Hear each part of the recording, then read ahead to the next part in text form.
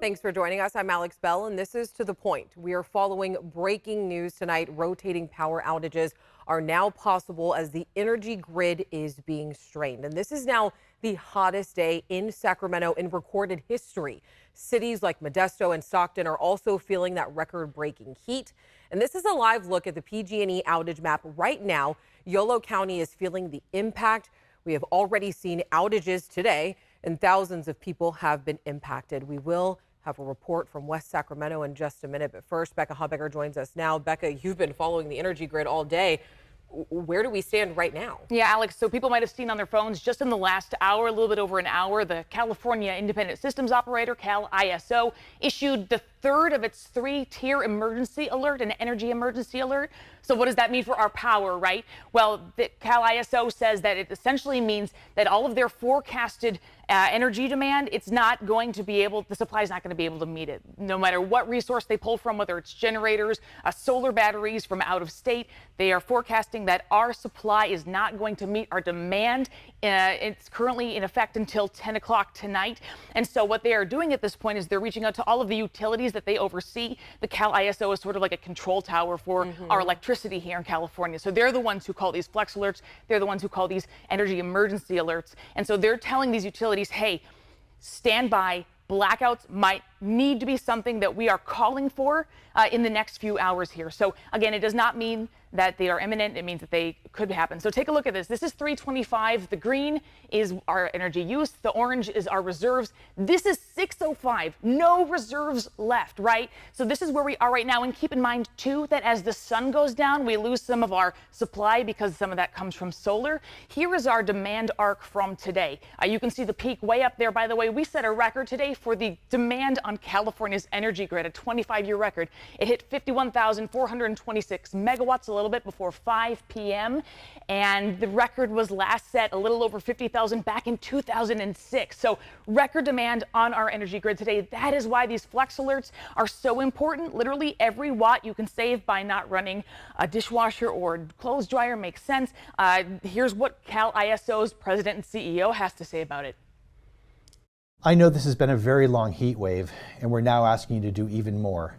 But please stick with us and don't use any more power than is absolutely necessary, and you'll enhance our ability to continue moving through this historic heat wave without major disruptions. So in terms of what is being done now, just today, the governor signed an emergency proclamation and executive order that extends the emergency efforts through this Friday, allowing the governor to sort of procure extra power from places where we normally wouldn't be able to. So again, really calling in every reserve to make sure that we can keep the lights on here in California. And we all need to do our part by turning off any unnecessary electrical device. All right, Becca, thank you so much for the update. We appreciate it. And I want to reiterate, today is the hottest day in Sacramento in recorded history. Chief Meteorologist Monica Woods has been following the situation very closely. Monica, what's the latest so far?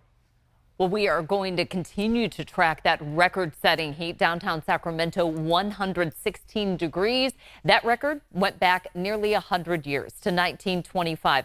Also in the record books, well, Stockton also tying the all-time record high at 115 degrees, set back in 2006. So you can see the rundown for today. All of these record highs for the afternoon.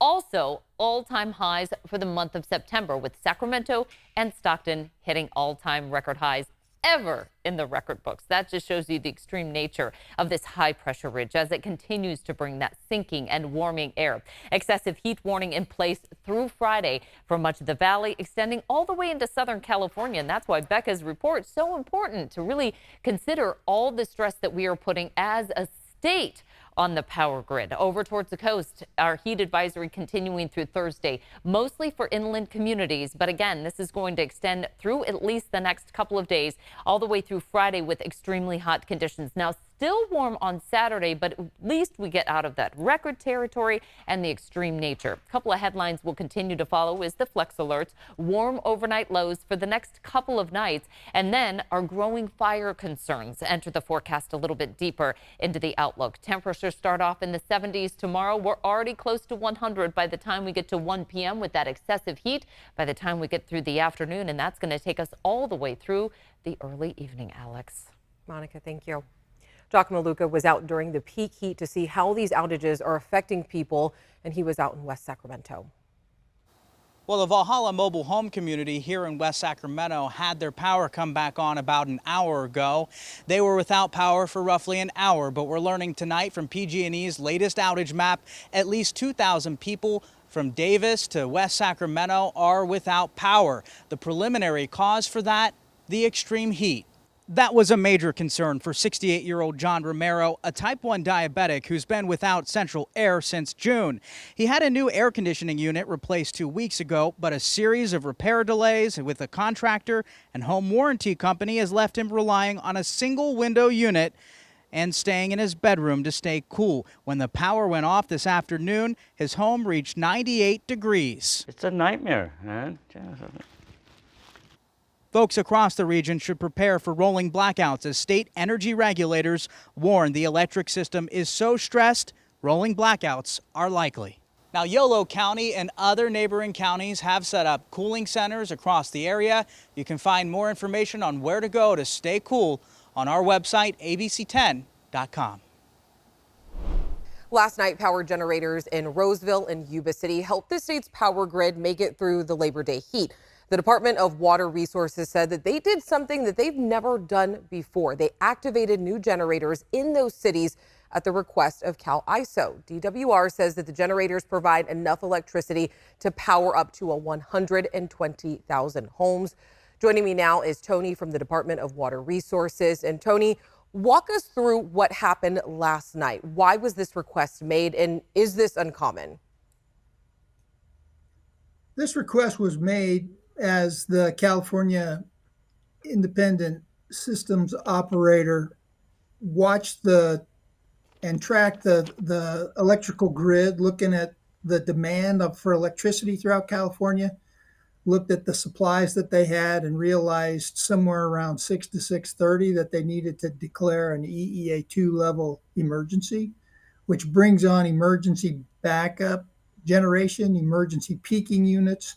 And one of the things that the Department of Water Resources has done in the last year has, in working with our partners, the CEC and also Cal ISO, developed synchronous gas-driven electric generators at those two locations, Roseville and Yuba City, to bring on 120 megawatts of additional power that can be called upon immediately from Cal ISO, and within 10 minutes be at full operating capacity, providing additional power into the grid.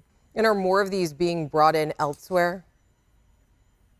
We are in the process under recent legislation, AB 205, under the Strategic Electric Reserve Program, to bring on another 180 megawatts of these same type of generating units to be ready and operational, tested and commissioned in Q3 of 2023, so that we're available to then have 180 megawatts plus the 120 for 300 megawatts. In addition, we've also stood up 80 megawatts of backup generators this year, so that we have close to the 400 megawatts, which would be 400,000 homes of additional power over and above the hydroelectric power. And Tony, before we go here, what else is DWR doing to help Californians through this heat? We are in the process, like I said, we're the main supplier of water throughout the state. 27 million Californians, that's 2/3 of the state, plus 750,000 acres of irrigated farmland. That's a lot of water that needs to get moved on a daily basis. And so there's a lot of pumping demands, which are electrical demands on the system. So we've load shed our water deliveries to off-peak times so that we're not in the same market as the peak times. We're doing the same thing that the state is asking the rest of the residences throughout California to do, is conserve energy. So we're load shedding our assets to off-peak times. We're not running our major utilities. We're not running our major appliances, if you will, through those peak times. And we're also upping our generation from our hydroelectric plants to help supply the grid and make it reliable and dependable for all of Californians. It's been a really interesting and very proud moment to see those electrical generating units that are in Roseville and Yuba City operable last night, and to see them function as well as they did. Tony, thank you so much for your time. We truly appreciate it. When we come back, we're taking a look at extreme weather happening all over the country this week, and then we'll hear from a climate change expert about why these events are becoming more normal.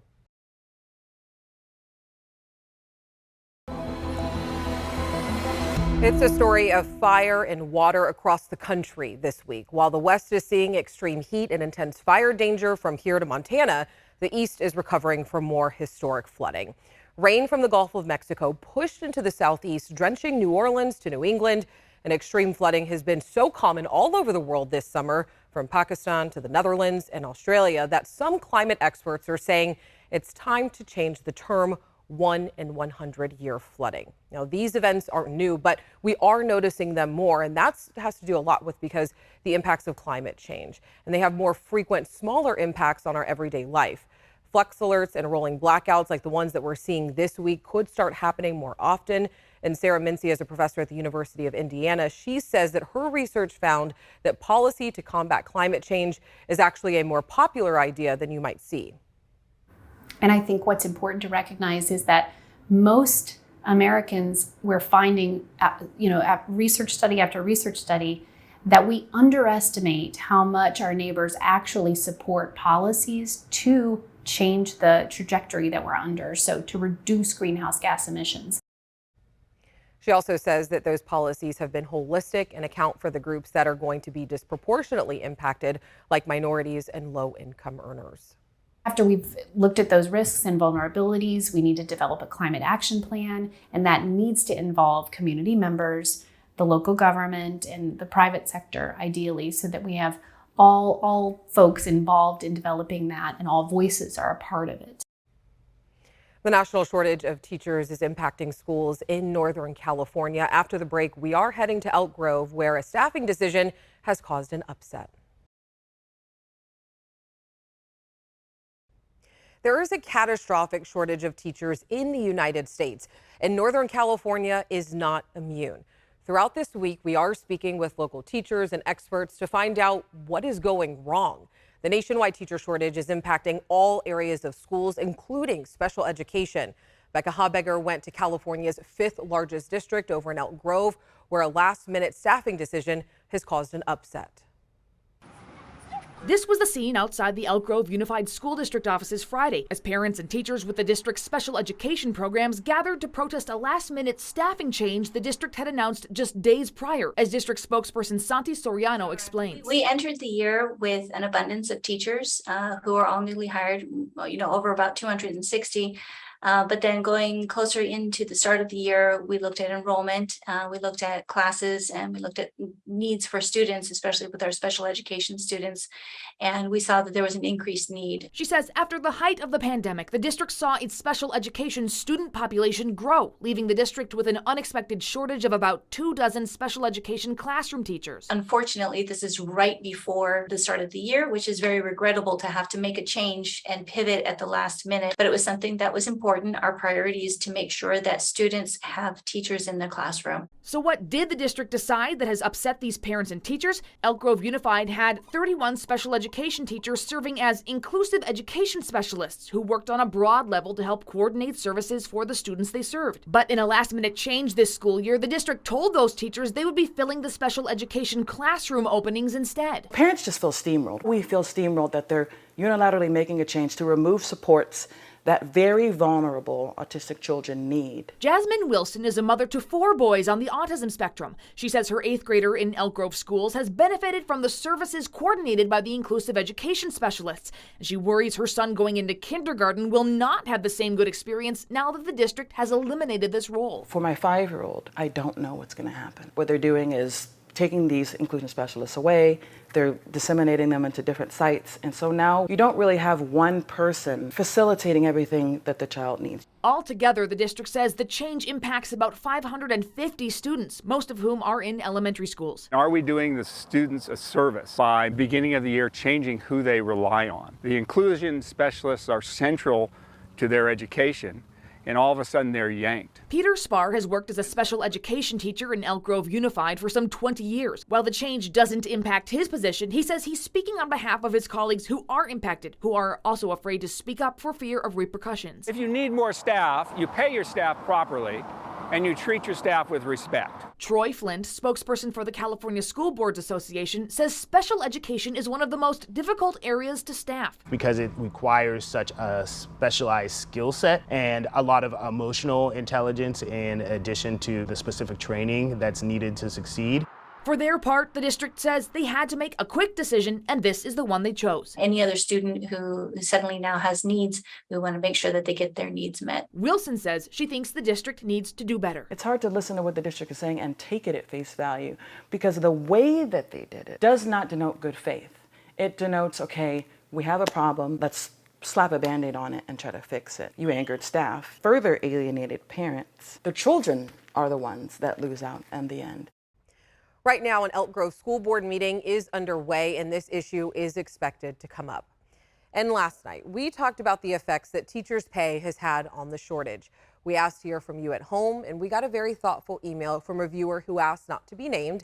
She says that she was a teacher for 20 years. She holds 5 credentials, and she said the one reason she did not leave is pay, but gave us the 5 reasons why she left a job that she loved. One being a lack of support from administration, unrealistic bureaucratic demands, demand for complete adherence to curriculum, disrespect and disregard for teacher voice, and a lack of focus on student needs. And the former teacher added, quote, "I did not enter teaching for the money and I did not leave because of money. Teachers care about students. Who cares for the teachers? Please focus on teacher voice," end quote. I just want to say thank you so much for taking the time to tell your story and share it with us. We know that this is a multifaceted problem, and we will have more perspectives on it throughout the rest of this week. And we want to hear from any current or former teachers who are watching this right now. So let us know your thoughts about the changing landscapes in classrooms right now. All you have to do is just reach out to us at tothepoint@abc10.com.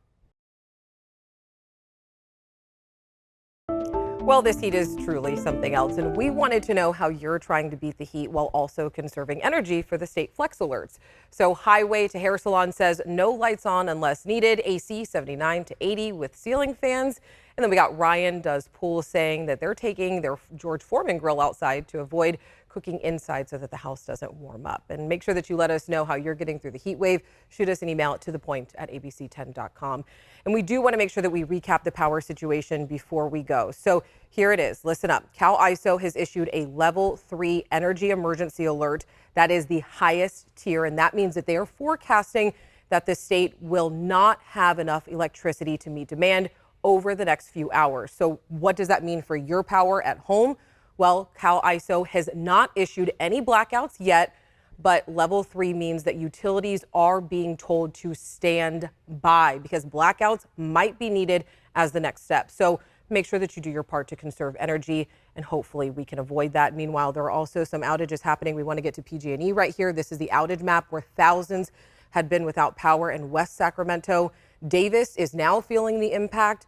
And of course, we will have the latest news coming up tonight at 11. You can always head to our website, abc10.com, for the latest information. If you have any questions, make sure you email our team. You can call us as well. We're always here for you. Thanks for spending your Tuesday with us.